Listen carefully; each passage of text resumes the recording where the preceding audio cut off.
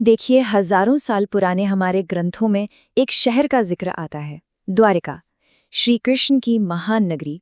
सदियों तक हम सबने इसे बस एक कहानी ही तो माना था। लेकिन आज ये सिर्फ एक कहानी नहीं, बल्कि एक बहुत बड़ा पुरातात्विक रहस्य बन चुकी है। तो सवाल ये है कि क्या ये कहानी, ये कथा सच हो सकती है? ये बात है साल 1983 की। गुजरात के तट से कुछ दूर भारतीय पुरातत्वविदों की एक टीम समंदर की गहराइयों में उतरती है। नीचे रेत और चट्टानों के बीच उन्हें कुछ ऐसा दिखाई देता है जो जो कुदरती तो बिल्कुल नहीं लग रहा था। कहते हैं उनका शरीर एकदम सुन्न पड़ गया, सांसें रुक सी गईं। उनकी आंखों के सामने जो नज़ारा था उसने इतिहास की नींव हिला देने वाला एक सवाल खड़ा कर दिया था। क्या ये मुमकिन है कि 5000 साल पुराने ग्रंथों में जिस शानदार शहर के बारे में बताया गया है, वो सच में मौजूद था? क्या समंदर की गहराइयों में एक पूरी की पूरी सभ्यता दफन है? ये सफर एक ऐसी खोज का है जो पौराणिक कथाओं और हकीकत के बीच की लकीर को धुंधला कर देता है। तो इस रहस्य की तह तक जाने के लिए हमें उस कथा को जानना होगा जहां से ये सब शुरू हुआ था। श्री कृष्ण की राजधानी द्वारका की कहानी। तो हुआ ये कि मथुरा पर कंस के ससुर जरासंध के हमले बढ़ते ही जा रहे थे। प्रजा बहुत परेशान थी। तब श्री कृष्ण ने उन्हें शांति और सुरक्षा देने का फैसला किया। उन्होंने सीधे समुद्र देव वरुण से प्रार्थना की और अपनी प्रजा के लिए एक नई नगरी बसाने के लिए जमीन का एक टुकड़ा मांगा। और जानते हैं क्या हुआ? वरुण देव ने श्री कृष्ण को समुद्र के बीच से पता है कितनी, पूरी 12 योजन भूमि दान में दे दी। आज के हिसाब से देखें तो ये करीब 153 स्क्वायर किलोमीटर होता है। मतलब सोचिए जरा, एक पूरा का पूरा शहर बसाने के लिए समंदर खुद पीछे हट गया।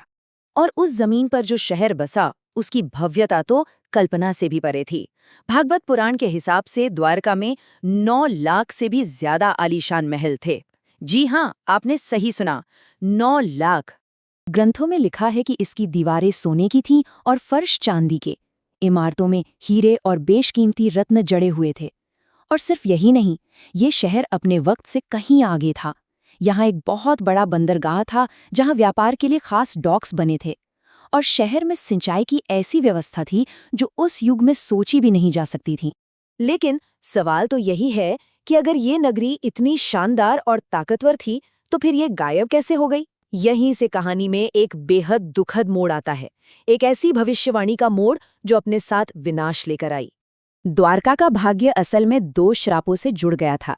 पहला, महाभारत युद्ध के बाद जब गांधारी ने अपने 100 पुत्रों को खो दिया था।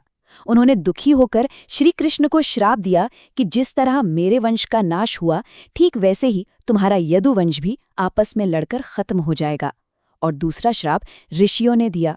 हुआ ये कि श्री कृष्ण के पुत्र सांब ने मजाक में उनका अपमान कर दिया।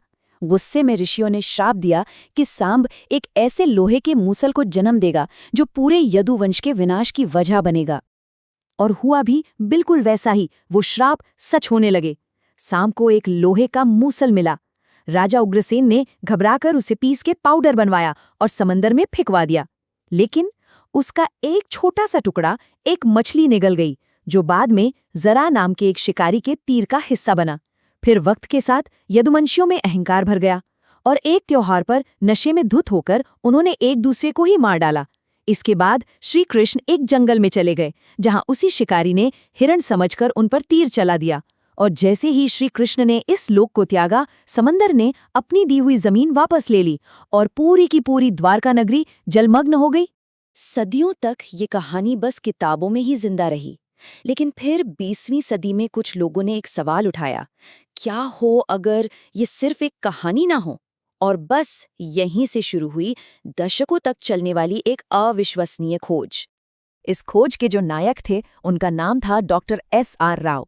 वो भारत के सबसे शुरुआती समुद्री पुरातत्वविदों में से एक थे। उनका मानना था कि महाभारत और पुराण ये सिर्फ धार्मिक ग्रंथ नहीं है, बल्कि ये ऐतिहासिक दस्तावेज हैं। और उन्हें पक्का यकीन था कि इन्हीं ग्रंथों में द्वारका का खोया हुआ सच भी छिपा है। ये खोज बहुत धीरे धीरे आगे बढ़ी। 1963 में बेट द्वारका के पास खुदाई में कुछ पुराने बर्तन मिले। फिर 70 के दशक में एक तांबे की प्लेट मिली जिस पर कृष्ण के उस इलाके में रहने का जिक्र था। 1979 में डॉक्टर राव ने भारत की पहली अंडर वाटर आर्कियोलॉजिकल यूनिट की नींव रखी और फिर 1983 से 1992 के बीच उनकी टीम ने समंदर में 12 अभियान चलाए, जिसने सब कुछ बदल कर रख दिया। लेकिन ये सफर जरा भी आसान नहीं था। सोचिए, उस समय समुद्री पुरातत्व के लिए ना तो कोई खास टेक्नोलॉजी थी और ना ही पैसा। बहुत से लोगों ने डॉक्टर राव पर यकीन ही नहीं किया। फंडिंग की इतनी ज्यादा कमी थी कि उन्होंने अपना अभियान सिर्फ और सिर्फ 800 रुपए से शुरू किया था। ये पैसे भी उन्होंने छोटे छोटे फंड से जुटाए थे। ये जुनून की एक सच्ची मिसाल है। और फिर वो पल आया जब डॉक्टर राव का जुनून और साइंस हजारों साल पुराने ग्रंथों से जा मिले। समंदर की गहराइयों से जो सबूत मिलने शुरू हुए, उन्होंने पूरी दुनिया को हैरान कर दिया। जो मिला वो सच में चौंकाने वाला था। ग्रंथों में एक बड़े किलेबंद शहर का जिक्र था और गोताखोरों को पानी के नीचे 560 मीटर लंबी पत्थर की एक दीवार मिली। ग्रंथों में भव्य महलों की बात थी और नीचे बड़े बड़े पत्थर के खंभे और इमारतों के ब्लॉक मिले। ग्रंथों में एक बड़े बंदरगाह का वर्णन था और खोज में कई प्राचीन लंगर मिले। ऐसा लग रहा था मानो कथा और खोज एक हो रहे थे। लेकिन सबसे बड़ा, सबसे हैरान करने वाला सबूत तो तब मिला जब वहां मिली चीजों की उम्र पता की गई। कार्बन डेटिंग से पता चला कि वहां मिली एक कलाकृति 9000 साल पुरानी थी। ये तो हड़प्पा सभ्यता से भी पहले की बात है। मतलब ये खोज सिर्फ एक शहर को ढूंढना नहीं था, ये भारत के पूरे इतिहास को फिर से लिखने की ताकत रखती थी। और इस खोज की अहमियत आज भी उतनी ही बनी हुई है। इसी साल 2024 में प्रधानमंत्री नरेंद्र मोदी ने खुद उस जगह पर जाकर स्कूबा डाइविंग की और उस डूबे हुए शहर को सम्मान देने के लिए मोर पंख अर्पित किया। इस एक घटना ने द्वारका के रहस्य को एक बार फिर से पूरी दुनिया के सामने लाकर खड़ा कर दिया है।